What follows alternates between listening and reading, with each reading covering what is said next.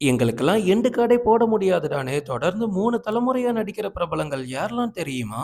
லிஸ்ட்ல நம்ம ஃபர்ஸ்ட் பார்க்க போறது நாசர். 1980கள்ல ஒரு வில்லனா குணச்சித்திர நடிகரா அறிமுகமான நாசர், தேவர் மகன், அவதாரம், பம்பாய் மாதிரியான படங்கள்ல சூப்பரா ஆக்ட் பண்ணியிருப்பாரு. ஆரம்பத்துல ரஜினி, கமல், விஜயகாந்த் அவங்களோட தலைமுறையில சூப்பரா ஆக்ட் பண்ணிட்டு இருந்தாரு நாசர்.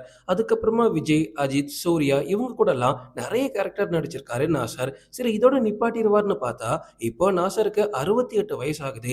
இன்னைக்கு இருக்கக்கூடிய தலைமுறை நடிகர்களான கவின், ஹரிஷ் கல்யாண் இவங்க கூடயே நடிக்க ரெடியா இருக்காரு நாசர். இப்படி 3 தலைமுறையா விடாம நடிச்சிட்டு இருக்காரு.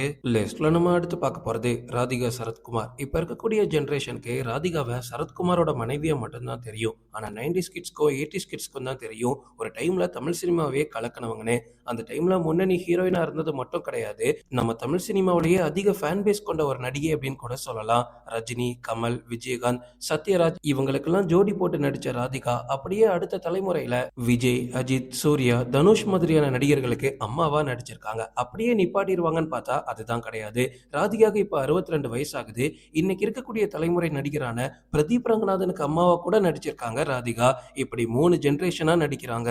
லிஸ்ட்ல நம்ம அடுத்து பார்க்க போறது டெல்லி கணேஷ். டெல்லி கணேஷ் ஐயா அவர்கள் இப்ப நம்ம கூட இல்ல அப்படின்னாலும் அவர் பண்ண சம்பவம்லாம் தாறுமாறு. 1970களோட இறுதியில இந்தியன் சினிமாவில் அறிமுகமாகியிருக்காரு டெல்லி கணேஷ். இது வரைக்கும் 1000க்கும் மேற்பட்ட படங்கள்ல நடிச்சிருக்காரு.